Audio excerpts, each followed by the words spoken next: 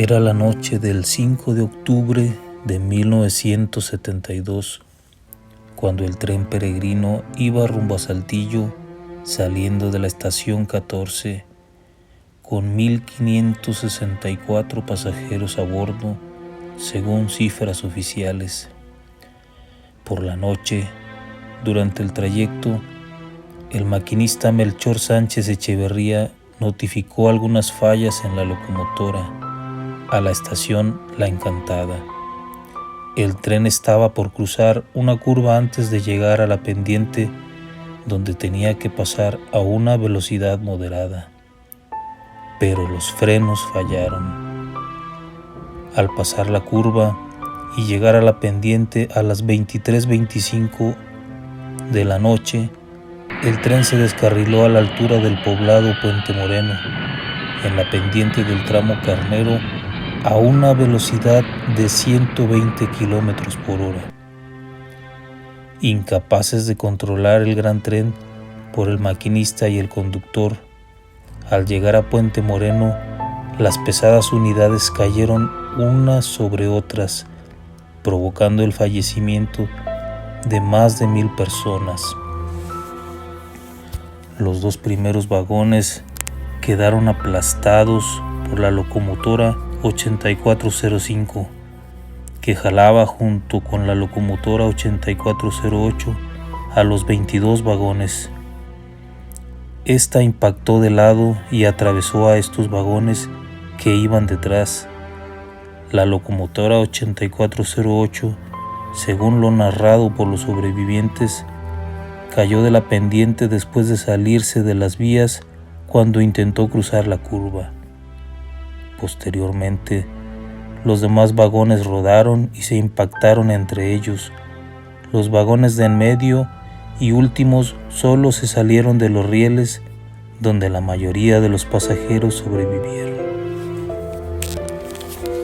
Mientras el descarrilamiento seguía, una explosión se hizo inminente en los vagones que se impactaron entre ellos, mientras se amontonaban encima de uno y de otro, provocando una gran masa de fierros retorcidos, donde se empezaron a quemar e hicieron imposible la ayuda para las personas que se quedaron atrapadas en esa gran masa de fierro fundiéndose. Después del descarrilamiento, la visibilidad era nula por el levantamiento del polvo que se originó tras el impacto de los vagones y las locomotoras.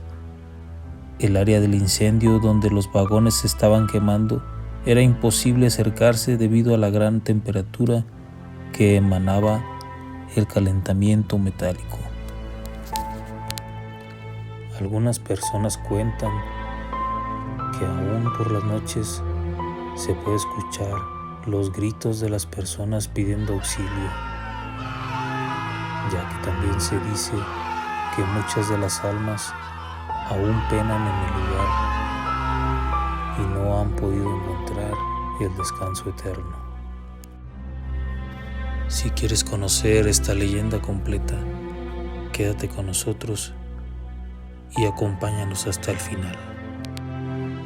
Esto es Yesterday's Stories y te invito a que disfrutes la leyenda del tren de la muerte.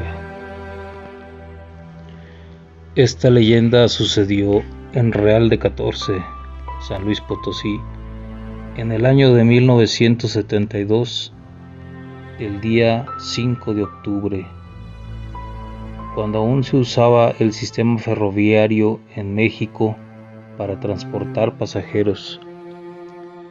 Un grupo de personas que esperaban el tren rumbo a Monterrey, en su mayoría peregrinos, quienes habían llegado a dar gracias a San Francisco, patrono de Real de 14, esperaban regresar a sus respectivos hogares.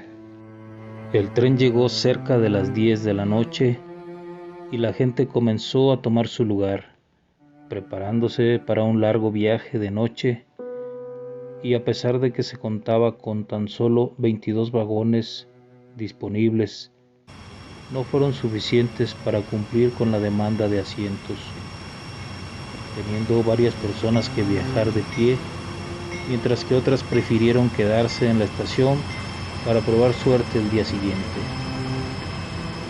Una vez arriba, un hombre de nombre Rogelio, quien viajaba con su esposa, notó la presencia de un hombre de edad avanzada, con un sombrero de palma y ropas muy humildes, quien comenzó a decirle algunas cosas a los viajeros, pero estos no lograban entender lo que decía. El hombre se mostraba preocupado y molesto, pues la gente lo ignoraba constantemente, hasta que éste se logró acercar a Rogelio para entender lo suficiente, diciendo: «Tienen que bajar del tren, habrá un accidente y muchos muertos. Dios me ha enviado para avisarles. Por favor, deben bajar del tren, este se va a descarrilar». Pero todos lo trataban como un loco, hasta que el hombre se acercó de frente a Rogelio y le dio el mismo mensaje a su esposa.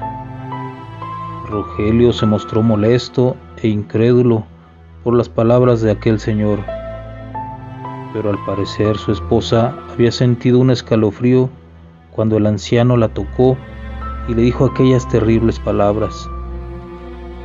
Ella le pidió a Rogelio que le hiciera caso y que por favor abandonaran el tren, pero Rogelio se resistía, ya que sabía que podría no correr la misma suerte con el siguiente tren. Además de que ya estaba muy cansado por cumplir la manda y quería llegar a su casa, pero la insistencia fue tanta que aceptó. Finalmente, antes de que el tren partiera, bajaron junto con otras personas a quienes les había convencido la historia del anciano, y resignado esperó el siguiente tren. Alrededor de las 11 de la noche, llegó un nuevo tren, pero en dirección a San Luis Potosí, por lo que Rogelio tuvo la idea de que podrían hacer escala en la capital para de ahí tomar en la estación uno con dirección a su destino, y pasado unos cuantos minutos sintieron cómo las vías del tren temblaban. Al día siguiente, ya en la estación de trenes de San Luis Potosí, se enteraron de una horrible tragedia que sacudió sus corazones, y es que el tren al cual finalmente no subieron había descarrilado cerca de las 10:45 de la noche en una pronunciada curva cerca de Ciudad Moreno, volcándose los 22 vagones uno encima del otro. Mucha gente murió, la mayoría aplastada por el peso de cientos de toneladas de metal. Algunas familias completas murieron y los pocos que sobrevivieron quedaron con cicatrices de por vida, como piernas y brazos amputados u horribles quemaduras en todo su cuerpo. En aquel entonces Saltillo tan solo contaba con 190.994 habitantes y sus hospitales no se dieron abasto para la magnitud de la tragedia, por lo que fue necesario trasladar pacientes a Monterrey y Torreón. La gravedad del accidente sobrepasó a los paramédicos, que iban y venían a toda prisa. Las ambulancias no se dieron abasto y tuvieron que llevar a los heridos en camionetas y en lo que se pudiera. Los pacientes del accidente estaban siendo atendidos hasta en los pisos de los hospitales porque estaban llenos. El relato de una enfermera que prestó servicio por 12 horas menciona que se llegó a un punto a cerrar heridas en el momento, sin anestesia. Se tenía que suturar y coser en el momento para poder seguir con el siguiente paciente. El anfiteatro se llenó de cadáveres aún sin reconocer, partes humanas y algunos cadáveres calcinados que pudieron ser rescatados del incendio que se originó en el coche de los vagones y de la locomotora 8405. Las familias que supieron de la terrible noticia abarrotaban las afueras de los hospitales para saber de sus familiares, pero había familias que no podían reconocer a los cuerpos.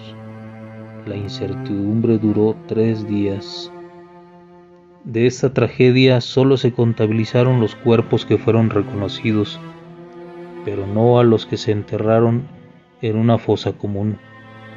Y a los desaparecidos no hay registro de un veredicto y de una cantidad exacta de muertos y desaparecidos. Si te ha gustado esta historia, te invitamos a que nos sigas en nuestro canal de YouTube y por favor apóyanos dándole pulgar arriba. Suscríbete a nuestro canal para que sigas disfrutando de las historias del ayer. Yesterday's Stories.